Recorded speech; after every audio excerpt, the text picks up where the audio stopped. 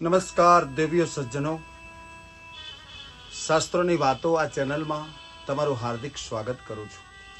મિત્રો, ગણેશ ઉત્સવ આવી રહ્યો છે અને એવું કહેવાય છે કે ગણેશ ચતુર્થી, ગણેશ ઉત્સવ આપણા દેશનો એક મહત્વપૂર્ણ તહેવાર માનવામાં આવે છે અને સમગ્ર ભારતની અંદર ખૂબ એને ધામધૂમ અને ભક્તિ સાથે ઉજવવામાં આવે છે. ગણેશ ઉત્સવ ધામધૂમ અને ભવ્યતા ઘણા રાજ્યોમાં આપણને જોવા મળી રહી દેખાય છે.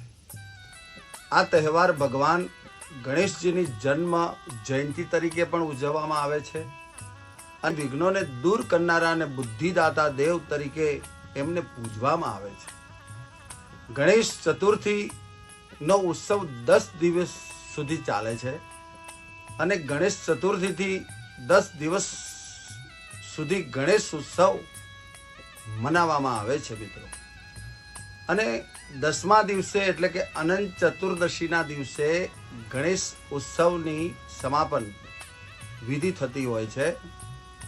આ વખતે 7 સપ્ટેમ્બર 2024ના રોજ ગણેશ ચતુર્થી એટલે ગણેશ ઉત્સવનો પ્રારંભ થાય છે. દર વર્ષે આમ તો ભાદરવા સુદ ચોથના દિવસે ગણેશ ચતુર્થી ઉજવવામાં આવે છે અને આ વર્ષે ચતુર્થી 7 સપ્ટેમ્બર 2024ના રોજ આવી રહી છે. એટલે તે દિવસે ભગવાન ગણેશજીની મૂર્તિ સ્થાપના કરવામાં આવશે અને 10 દિવસ સુધી વિધિપૂર્વક ગણેશ ઉત્સવને ઉજવવામાં આવશે. તો મિત્રો, આપણે સર્વપ્રથમ તો એ જાણવાનું છે કે ભગવાન ગણેશજીની મૂર્તિ આપણા ઘરમાં કે મહોલ્લામાં કેટલા દિવસ સુધી રાખવી.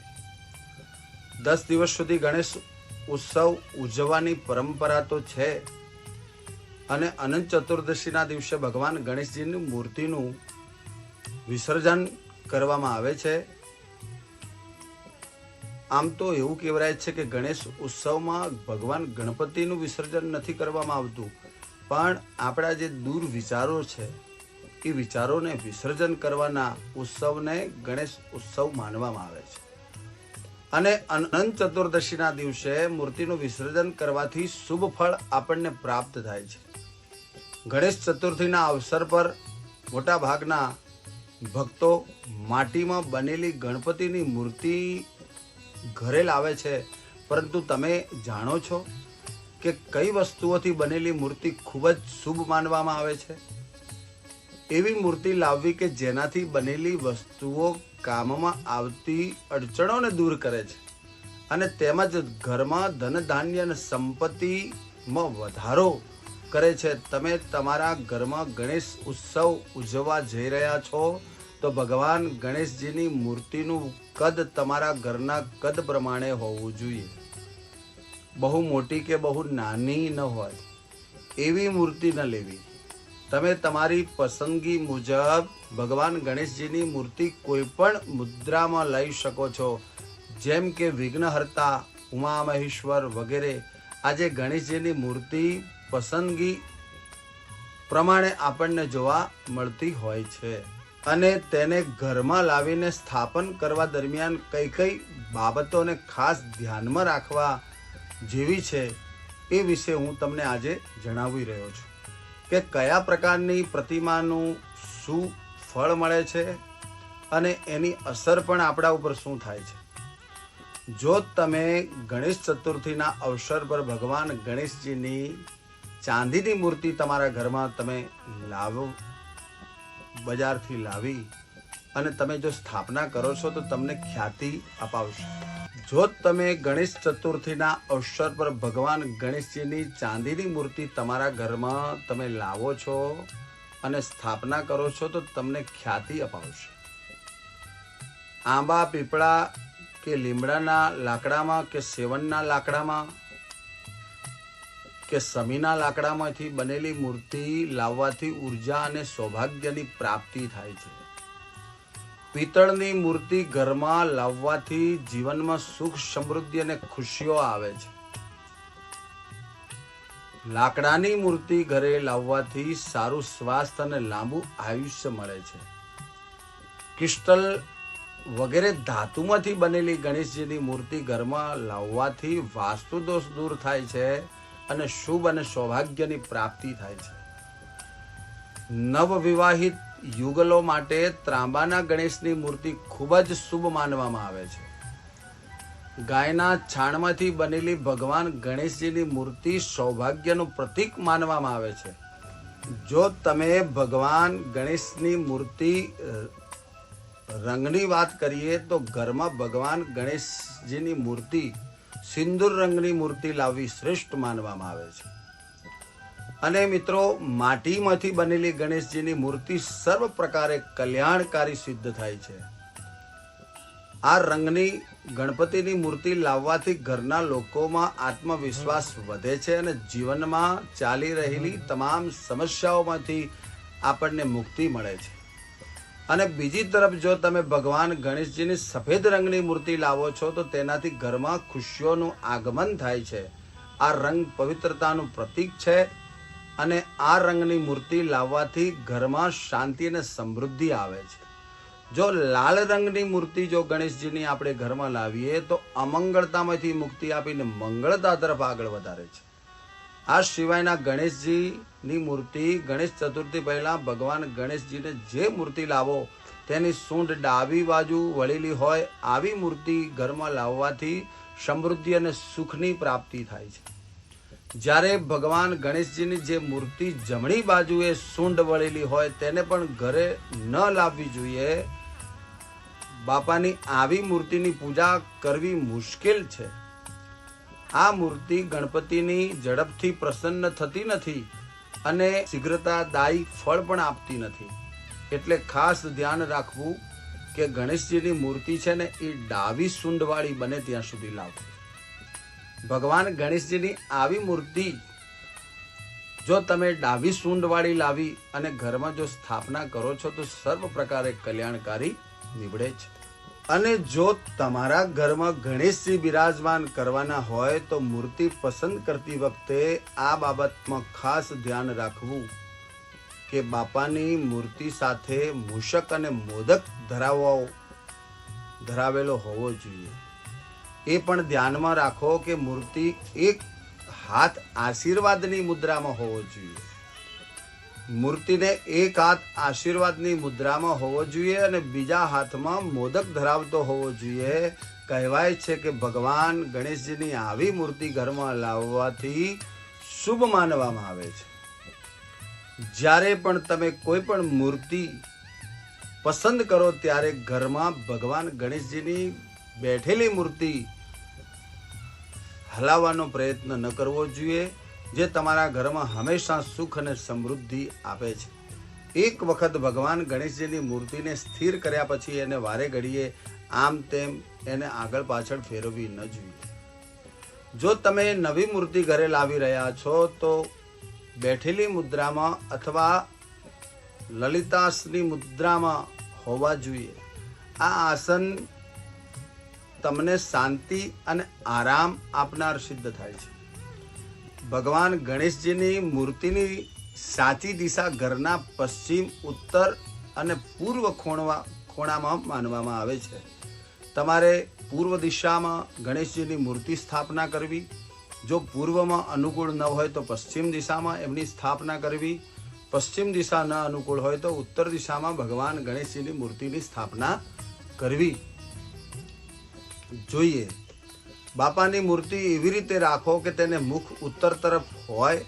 ઉત્તર દિશાને માતા લક્ષ્મીને ભગવાન શિવની દિશા માનવામાં આવે છે અને આવી સ્થિતિમાં ભગવાન ગણેશજીનું મુખ દિશામાં રાખવાથી વ્યક્તિના ઉપર ભગવાન ગણેશજી તેમજ મહાદેવ અને માતા લક્ષ્મીની કૃપા પ્રાપ્ત થાય છે. અને જો તમને ઉત્તર દિશા બધી રીતે અનુકૂળ ન આવતી હોય તો તમે પૂર્વ અને પશ્ચિમ દિશામાં પણ ભગવાન ગણેશજીની મૂર્તિની સ્થાપના કરી શકો છો. પૂર્વ દિશા ઉગતા સૂર્યની દિશા છે, એટલે ભગવાન સૂર્યનારાયણની તમારા ઉપર દ્રષ્ટિ અને સકારાત્મક વિચારો પડે છે. પશ્ચિમ દિશામાં ચંદ્રનારાયણનો વાસ હોવાથી ઘરમાં સુખ અને શાંતિ આવે છે અને નકારાત્મકતાને દૂર કરે છે. તે જ સરવાળાથી ભાવથી મૂર્તિનું વિસર્જન કરી શકાય છે. આ સિવાય પિત્તળ, ત્રાંબા કે પંચધાતુની બનેલી મૂર્તિને પણ ઘરે લાવી પણ શુભ માનવામાં આવે છે. ગણેશ ચતુર્થીનું મહત્વ તે 10 દિવસ સુધી ઉજવવામાં પાછળની કથા અને તેને લાગતી માહિતી ખૂબ જ માહિતીપદ છે. ગણેશ ચતુર્થીનું મહત્વ અને તેને સંબંધિત રસપ્રદ બાબતો પણ પ્રકાશ આપણે થોડો પાડીશું, જાણીશું. અનંત ચતુર્દશીના દિવસે ભગવાન ગણપતિની મૂર્તિનું વિસર્જન કરવામાં આવે છે અને ભગવાન ગણેશને પ્રથમ ઉપાસક માનવામાં આવે છે. એટલે તો કોઈ પણ શુભ કાર્ય તેમની સાથે જ શરૂ થાય છે. આ તહેવાર ખાસ કરીને મહારાષ્ટ્ર, કર્ણાટક, આંધ્રપ્રદેશ, તમિલનાડુ ખૂબ જ ધામધૂમથી આવા ક્ષેત્રોમાં ઉજવાય છે. પરંતુ આજકાલ આપણા ગુજરાતમાં, રાજસ્થાનમાં, મધ્યપ્રદેશ, દિલ્હી સહિત સમગ્ર ભારતમાં ભગવાન ગણેશના ઉત્સવનું મહત્વ ધીમે ધીમે વધી રહ્યું છે. પુરાણોમાં આ દિવસની ઉજવણી સાથે જોડાયેલી ઘણી વાતો કહેવામાં આવી છે. એવું માનવામાં આવે છે કે ભગવાન ગણેશનો જન્મ ભાદરવા મહિનાના શુક્લ પક્ષની ચતુર્થી તિથિએ થયો હતો અને તેથી આ દિવસને ગણેશ ચતુર્થી તરીકે ઓળખવામાં આવે છે. ગણેશ ચતુર્થી વિશે એવી પણ માન્યતા છે કે ભાદરવા મહિનાના ચતુર્થીના દિવસે ભગવાન ગણેશને મહાકાવ્ય એટલે મહાભારત લખવાની પણ શરૂઆત કરી હતી અને મહર્ષિ વેદવ્યાસે મહાભારતની રચના કરવા માટે, લખાણ લખવા માટે ભગવાન ગણેશજીનું આવાહન કર્યું હતું અને તેમણે મહાભારતનું અનુલેખન કરવા માટે વિનંતી પણ કરી હતી. ત્યારે ગણેશજીએ કહ્યું હતું કે જ્યારે હું લખવાની શરૂઆત કરીશ ને ત્યારે હું કલમ બંધ નહીં કરું. જો કલમ બંધ થઈ જશે તો હું લખવાનું બંધ કરી દઈશ. ત્યારે વ્યાસજીએ કહ્યું કે પ્રભુ, તમે તો વિઘ્નના નાશક છો અને તમે સૌથી મોટા વિદ્વાન છો અને વિદ્વાનોમાં પણ તમે સૌથી પહેલા અગ્રેસર છો અને હું એક સામાન્ય ઋષિ છું. કોઈ પણ શ્લોકમાં ભૂલ હોઈ શકે છે. તેથી સમજ્યા વિના અને ભૂલ હોય તો તે શ્લોકને લખીને સુધારી લેશો. ચતુર્થીના દિવસે વ્યાસજીએ શ્લોકનું પઠન કરવાની શરૂઆત કરી અને ગણેશજી મહારાજે મહાભારત લખવાની શરૂઆત કરી અને પછી 10 દિવસ પછી અનંત ચતુર્દશીના દિવસે લેખનનું કાર્ય પૂર્ણ થયું અને 10 દિવસમાં ગણેશજીનો દેહ એવો બની ગયો કે 10 દિવસો દરમિયાન ગણેશજીને એક જ આસન ઉપર બેસીને મહાભારત લખી રહ્યા હતા, જેના કારણે 10 દિવસમાં તેમના શરીર ઉપર સ્થિરતા, માટી, ધૂળ અને એનો થર શરીર ઉપર જમાવટ થઈ ગયો હતો. અને 10મા દિવસે વેદવ્યાસજીએ જોયું કે ભગવાન ગણેશજીએ મહાભારતની રચના તો પૂર્ણ કરી છે, પણ એમના શરીર ઉપર આ માટીનો જે થર જામી ગયો છે. એટલે બાજુમાં સરોવર હતું. એ સરોવરની અંદર ભગવાન ગણેશજીને અંદર પધરાવે છે અને બેસાડે છે અને જેનાથી ભગવાન ગણેશજીના શરીરનું તાપમાન પણ વધી ગયું હતું. અને ત્યારે વ્યાસજીએ તેમને નદીમાં સ્નાન કરી અને શરીરને શાંત કરવા માટે કહ્યું હતું. અને મિત્રો, એ દિવસથી આ ગણેશ ઉત્સવ અને ગણેશજીની મૂર્તિનું વિસર્જનની શરૂઆત થઈ ગઈ છે. અને ત્યારબાદ 10 દિવસ પછી ગણેશજીને નદીમાં સ્નાન કરાવી અને તેમના શરીર પર જમા થયેલી ધૂળ અને માટીનો જે થર જામ્યો છે તેને સાફ કરી. તેથી ગણેશ ચતુર્થી પર ભગવાન ગણેશજીને સ્થાપના કરવામાં આવે છે અને 10 દિવસ સુધી મન, વચન અને કાર્ય અને ભક્તિથી તેમની પૂજા કરી અને અનંત ચતુર્દશીના દિવસે ભગવાન ગણેશજીની મૂર્તિનું વિસર્જન કરવામાં આવે છે. વેદ વ્યાસજીએ ગણેશજીને નદીમાં સ્નાન કરાવ્યું. ત્યારથી ગણેશ ચતુર્થીના તહેવારની ઉજવણીની શરૂઆત થઈ છે અને સતત ચાલુ રહે છે. તેથી ભગવાન ગણેશજીની મૂર્તિનું 10મા દિવસે નદી અથવા તળાવમાં વિસર્જન કરવું અને સાથે સાથે આપણા શરીરમાં રહેલા જે વિચારો, દુર્વિચારો છે ને, જે કામ, ક્રોધ, લોભ, મોહ, મત્સર ને માયા, આ જે શત્રુઓ શરીરમાં જે છુપેલા છે ને, એ શત્રુઓનું પણ જોડે જોડે વિસર્જન કરવું. ગણેશ ચતુર્થીના શુભ અવસર પર ભગવાન ગણેશજીની મૂર્તિની સ્થાપના કરવામાં આવે છે અને મૂર્તિ સ્થાપિત કર્યા પછી ધર્મશાસ્ત્રોના હિન્દુ શાસ્ત્રોના રિવાજો મુજબ 9 દિવસ સુધી તેની પૂજા કરવામાં આવે છે અને 10મા દિવસે ગણેશજીની મૂર્તિને કોઈ પણ તળાવ, સરોવર અથવા નદીના પાણીમાં ભક્તિ ગીતો સાથે, સંગીતના સાધનો સાથે વિસર્જન કરવામાં આવે છે. વિસર્જનના સાધનો સાથે વિસર્જન કરવામાં આવે છે અને વિસર્જનનો હેતુ ભગવાન ગણેશજીને વિદાય આપવાનો નથી, પણ આપણા દૂર વિચારોને વિદાય આપવાનો અવસર, એટલે એને વિદાય તરીકે સંબોધવામાં આવે છે. અને જે અવરોધો દૂર કરનારા અને રિદ્ધિ સિદ્ધિ આપનારા દેવોના પણ દેવ એવા ભગવાન ગણેશજી મહારાજ તરીકે ઓળખાય છે. આ વખતે સપ્ટેમ્બર મહિનામાં ગણેશ ચતુર્થીની શરૂઆત થઈ રહેલી છે અને ગણેશ ઉત્સવ સપ્ટેમ્બર મહિનાની અંદર જ એને વિસર્જન કરવામાં આવશે. ગણેશ ચતુર્થીનું આધ્યાત્મિક મહત્વ એ વાતમાં રહેલું છે કે આપણે 10 દિવસ સંયમ અને આત્મ નિરીક્ષણ સાથે પસાર કરવા જોઈએ અને બધી જ ઇન્દ્રિયોને કાબૂમાં રાખીને ભગવાન ગણેશજીની ભક્તિ પર ધ્યાન કેન્દ્રિત કરવું જોઈએ. 10 દિવસ પછી વ્યક્તિએ મન અને આત્મામાંથી ગંદકી પડને દૂર કરી અને મનને શુદ્ધ કરી અને જીવન જીવવું જોઈએ. આ વિચારો ગણેશ ઉત્સવ આપણને શીખવાડે છે. વિસર્જન પહેલા આ બાબતોનું ખાસ ધ્યાન રાખવું જોઈએ. ભગવાન ગણેશજીની મૂર્તિની પૂજા કરો અને તિલક લગાવો અને પછી બાપા પાસે બેસી અને ઓમ ગણેશાય નમઃ, ઓમ ગંગ ગણપતય નમઃ આ મંત્રનો જપ કરવો જોઈએ. ભગવાન ગણેશજીની આરતી કરો અને પ્રાર્થના કરો. એ વખતે તમારા બધા જ પાપોની ક્ષમા ભગવાન ગણેશજી જોડે માંગવી જોઈએ. રિદ્ધિ સિદ્ધિ અને ગણેશજીનો પ્રભાવ આપણા ઘર ઉપર રહે, ભગવાનના આપણને આશીર્વાદ મળે અને આપણું અને પરિવારનું કલ્યાણ થાય એવો ભાવ ભગવાન ગણેશજીના જોડે સતત કરવો જોઈએ. અને પછી ગણેશજીની મૂર્તિ થોડી 10મા દિવસે કે તમે ગણેશ ઉત્સવમાં 1.5 દિવસના ગણેશ લાવો છો, 3 દિવસના ગણેશ સ્થાપનાનું વિચારો છો, 5 દિવસના ગણેશ સ્થાપનાનું વિચારો છો, 7 દિવસના ગણેશ સ્થાપનાનું વિચારો છો કે 10 દિવસના ગણેશ સ્થાપનાનું વિચારો છો, તો પછી 1.5 દિવસ પછી કે 5 દિવસ પછી કે 7 દિવસ પછી કે 10 દિવસ પછી ભગવાન ગણેશજીની મૂર્તિને સામાન્ય હલાવી અને ભગવાનને પ્રાર્થના કરવી કે ભગવાન, આ મૂર્તિનું વિસર્જન કરું છું, મારા દૂર વિચારોનું, કુવિચારોનું વિસર્જન કરું છું.